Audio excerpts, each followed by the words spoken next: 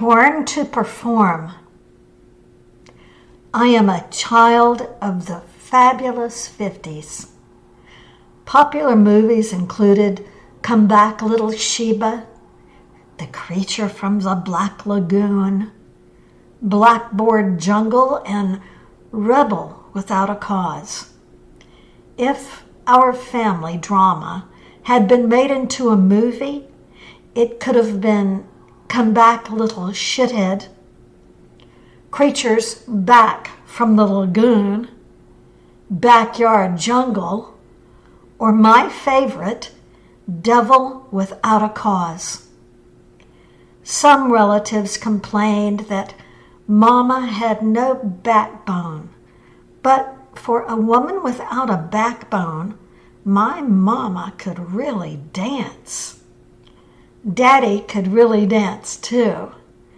In their heyday, which began in the late 1920s, the foxtrot was their specialty. A glamorous couple, they commanded a dance floor and won almost every foxtrot contest they entered. When I asked Mama why she married Daddy, she said she thought they would just dance through life together forever. Mama was 18 years old and did not know what she was getting into when she eloped in 1929. Daddy was 21 and he knew even less. The stock market crashed that same year, and other Mama, my maternal grandmother, believed it to be an omen. Family members, neighbors, and spectators declared my nuclear family a disaster early on. I'm the youngest of the 4 fallouts. Although I was not born in a trunk, like some actors, as an infant, I slept in a dresser drawer until Mama could borrow money to buy a crib. I strongly suspect that sleeping in a drawer accounts for some of my dramatic ability. In addition, it seemed some crisis in the family was always being acted out. While Mama was a frustrated performer, Daddy was just frustrated. In our tragicomedy, Daddy played the bad guy, Mama played a zombie, but beyond a doubt, it was my Mama's secret burning desire to be a star on stage that sparked my love of performing and launched my acting career. My desire to run away from a home life that featured domestic violence also factored in. I often thought of running away to join the circus. At one point, Mama thought she might have to put me in one. When Mama was 6 months pregnant, her doctor felt 2 heads in her womb, but heard only 1 heartbeat. Was he joking? As sonograms were not yet in use, his educated diagnosis was Siamese twins. At first, Mama was petrified. It was going to be hard enough to feed 1 more mouth, never mind 2. After the shock wore off, however, Mama began to pray and plan for the future. She suspected the circus would be my or our best bet. In fact, she envisioned the entire family on the road with Ringling Brothers. She considered it might not be such a bad existence. We would get to see the world. Her plans were dashed when the other head the doctor felt turned out to be my butt. I was born feet first in 1943 and lovingly named Nicolette Elizabeth Bradshaw. Had I been born in recent years, I might have been named Butthead Bradshaw. Fortunately, from day one, everybody called me Niki. Our entire family loved to sing. In fact, Mama promised God that she would attend church regularly for the rest of her life if God would give her a daughter who could sing. Her prayer was answered when my sister Rosebud was born with a beautiful voice. My older brothers, Jason and Ben, sang too. When Aunt Millie and Uncle Hank came to visit, they would always ask us to sing. Whenever Ben sang, "Put your arms around me, honey," they threw money at his feet and begged for more. Even other mamas sang. Her specialty was hymns. When she was a girl, she also picked a guitar. Her quivery voice gave me goosebumps. I imagined if a ghost were to suddenly rise up from its grave and belt out the old rugged cross, it would sound just like other mama. Daddy had a powerful baritone voice, but he used it for yelling and screaming. He could yell louder than anybody I'd ever heard. By age 15, Rosebud was well on her way to becoming the singing rage in Quicksand, our hometown in North Carolina. She sang professionally for Pete Green's band. Rosebud looked a lot like the movie star Ava Gardner. The first time I saw her on stage, she sang, "I'll be with you in apple blossom time." And when the audience applauded, I went crazy to get up on the stage too. I cried and howled so loudly, Mama had to carry me outside. It took a knee-high orange soda that she bought out of a machine to keep my 4-year-old mouth shut. In the summer of 1949, Mama took Ben and me to see the Walt Disney movie Song of the South. Zippity-Doo-Dah was the big hit tune from the movie, and Mama and I both fell in love with it. Mama began to teach me the song and gestures to go with it. She promised I could audition to sing on the radio if I learned all the words. Colonel Ralph Waddell, Colonel Waddy, hosted the Shower of Talent Hour, a popular radio show broadcast every Saturday afternoon. My rehearsals usually took place by the ironing board while Mama pressed Daddy's shirts. He was extremely clothes conscious. Mama called Daddy a clothes horse. Other Mama called him a jackass. At age 5, my turn to perform came at last on a warm Saturday afternoon in April. In a starched, white-ruffled, dotted Swiss dress with a sash that other Mama tied into a magnificent bow, I followed Mama and Ben to the end of the road to catch the bus into town. Ben wore his blue serge Sunday suit, and although he was 10 years old, he could have passed for 6. The studio at the radio station was packed with hopefuls, men, women, boys, and girls waiting for a chance at stardom. One man played spoons, another a violin. One girl tap danced. A boy sang On Top of Old Smoky, and a woman played a long, boring piece on the piano. When the colonel finally called, "The Bradshaws," hand in hand, Ben and I walked up on stage. Ben sang, "Put your arms around me, honey," and the crowd went wild, stomping their feet and whistling.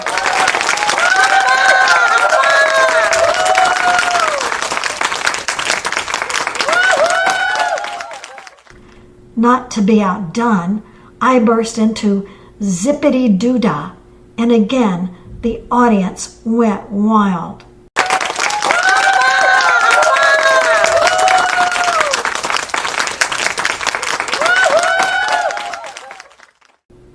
Colonel Waddy called Mama aside and told her to bring us back the following week to compete for prizes. To celebrate our success, we ate lunch in the cafeteria in Cress's basement. The whole world knew that the Five and Dime store served the best mashed potatoes and meatloaf in town. For dessert, we each ordered Cress's dessert special, a slice of apple pie with a scoop of vanilla ice cream on top. The following Saturday, we all overslept and rushed to get dressed. It was pouring down rain and nobody could find the umbrella. By the time we borrowed one and made our way, huddled underneath it, to the end of the road, we'd missed the 9 o'clock bus, the only bus that made the trip from Quicksand to Charlotte on Saturdays. Drenched and disappointed, we trudged back home. Mama said that Colonel Waddy would understand and promised we'd go back the following week. But for some reason, we never made it. That could have been the end of my career had I not been, as Mama always put it, born to perform. Mama promised that one day I would take dance lessons. She was always entering contests, writing jingles about why she liked a certain product, and she often won. I don't recall what she won, but she kept her word, sold the prize, and enrolled me in dance classes when I was 9 years old. The first day of class, the teacher was late.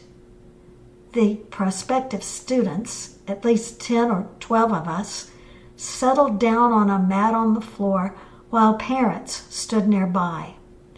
A wall-to-wall mirror covered one side of the large studio, and in the corner stood a piano. Without speaking to anyone, Mama walked over to the piano, sat down on the bench, and began to play. I was horrified. No one gave her permission to do that.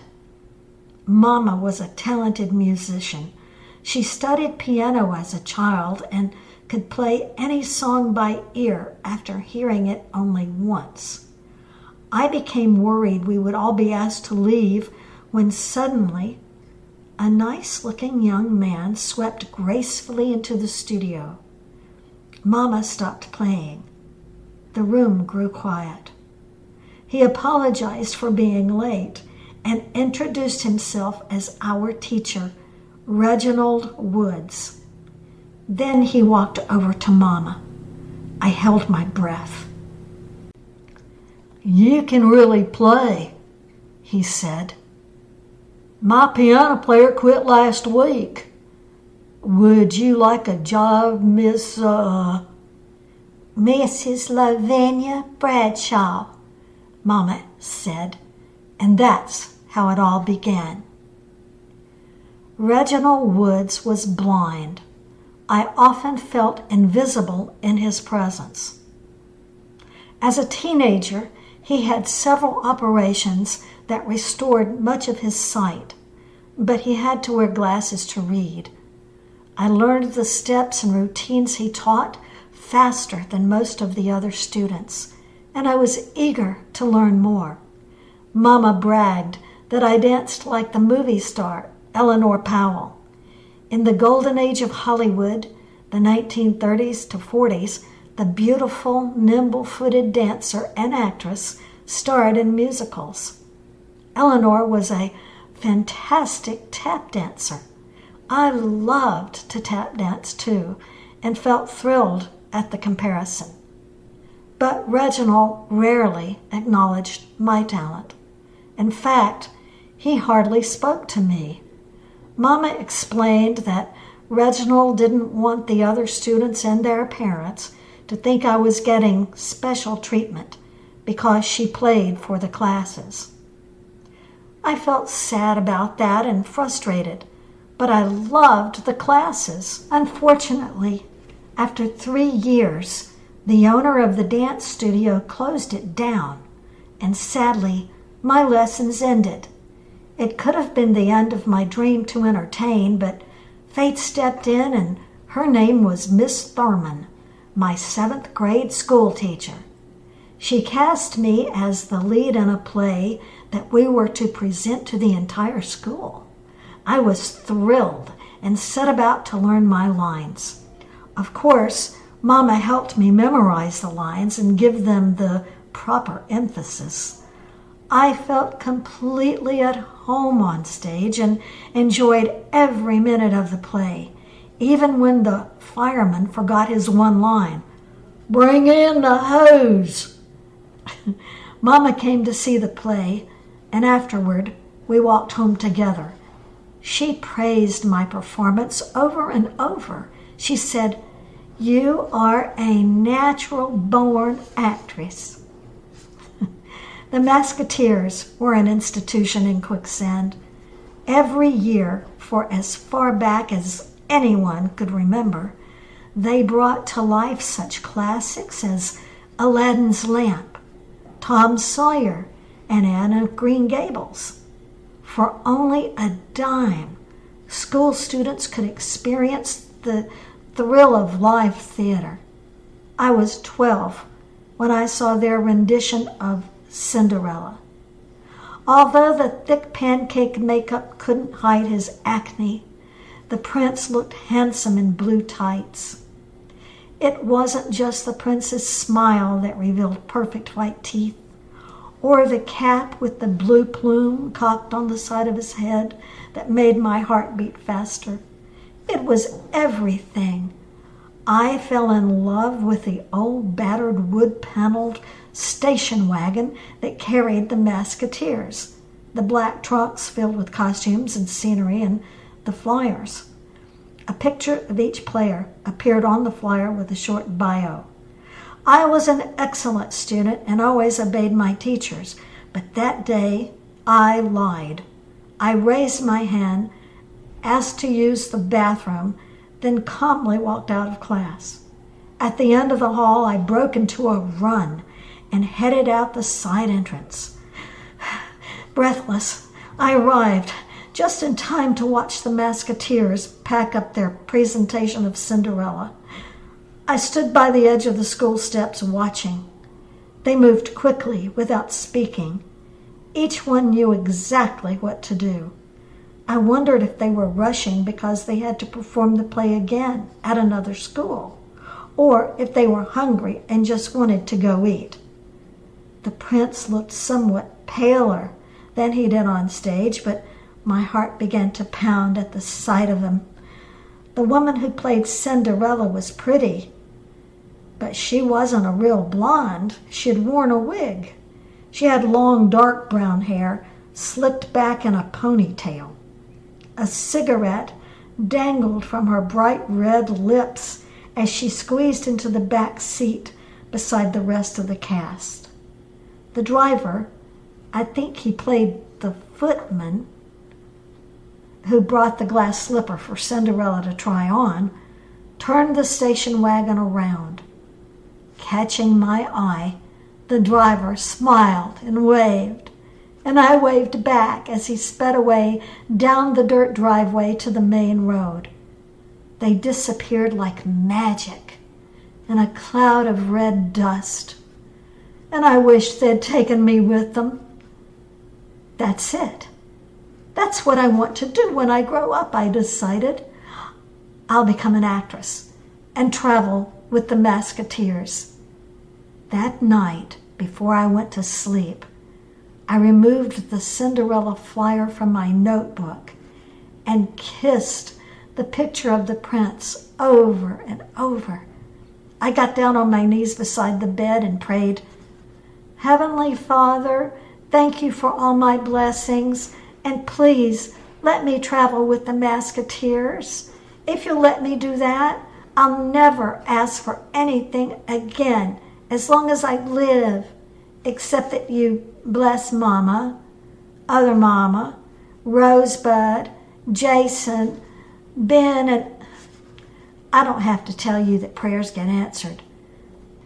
But that part of the story will have to wait for now.